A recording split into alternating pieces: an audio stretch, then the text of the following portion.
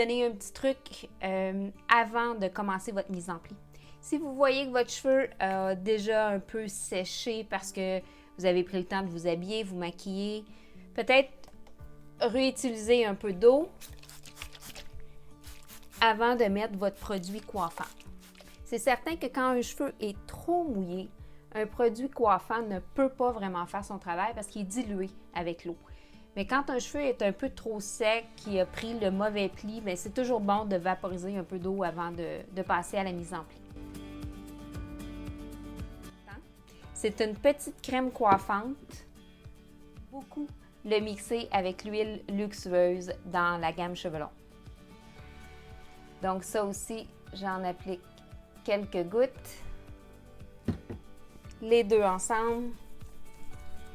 Pour un cheveu qui est méché, là, je vous dirais les bons cheveux blonds, c'est toujours un bon duo à utiliser.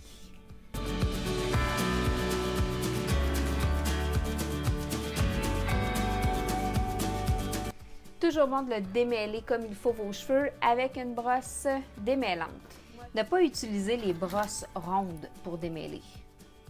La brosse ronde, là, pour donner de la forme, pas pour démêler.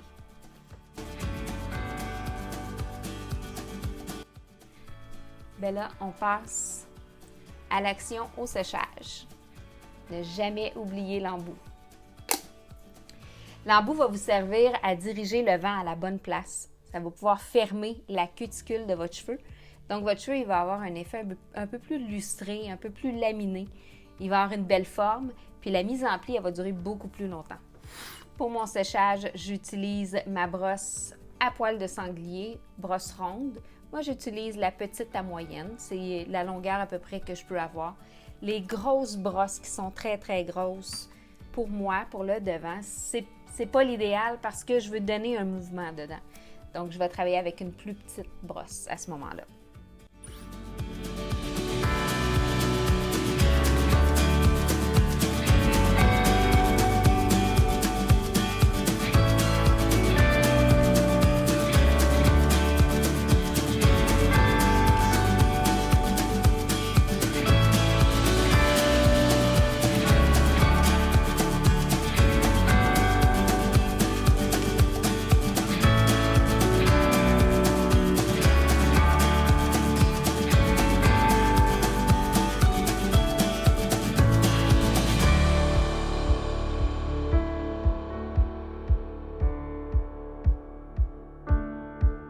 Voyez-vous la brillance qu'on va aller chercher?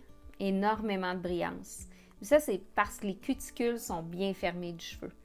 Même si j'applique le meilleur produit au monde et je ne fais pas ma mise en pli dans la bonne façon, la bonne technique, bien, je ne serai jamais capable d'obtenir un résultat aussi brillant puis avec un mouvement aussi précis que ça, sans utiliser le fer. Donc, on va aller chercher comme il faut à la racine avec les petits pics qu'on retrouve dans la brosse qui sont recouverts de céramique, le poil de sanglier qu'on peut voir qui donne énormément de brillance à votre cheveu. Donc, vous allez agripper la racine tout en y donnant un mouvement de courbe et l'embout du séchoir va être appuyé en diagonale sur la section.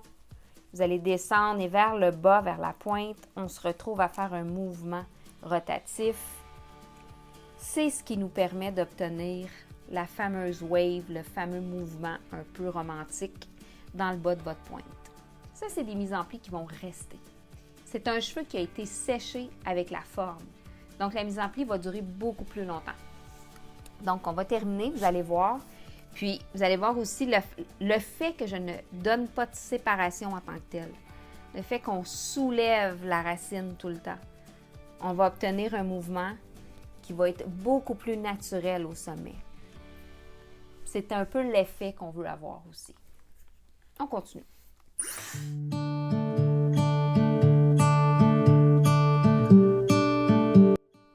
Là, pour la portion arrière, je vais me permettre de travailler avec la grande brosse.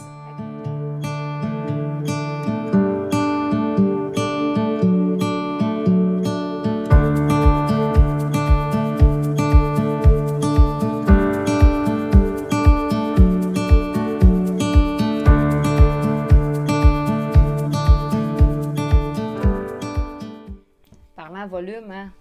Ça en donne du volume. Autant de travailler un contour de visage avec la petite brosse ou la moyenne. Je vous dirais qu'à l'arrière, c'est une nécessité pour moi de donner un peu plus de cap, un peu plus de volume à ma portion en arrière. Puis pour terminer, bien, étant donné que j'ai un cheveu qui est quand même méché, je ne veux pas perdre la qualité de mes pointes, donc je vais utiliser le Spliss Repair dans la Bioesthétique. La gamme cheveux longs, elle a été conçue pour conserver un cheveu en santé, assurer énormément la tige du cheveu. Elle va la solidifier à peu près à 80 %. Donc, ça va vous éviter d'avoir des pointes fourchues. J'en ai mis quelques gouttes et le tour est joué. Bon, bien maintenant, à vous de jouer. Bonne mise en pli.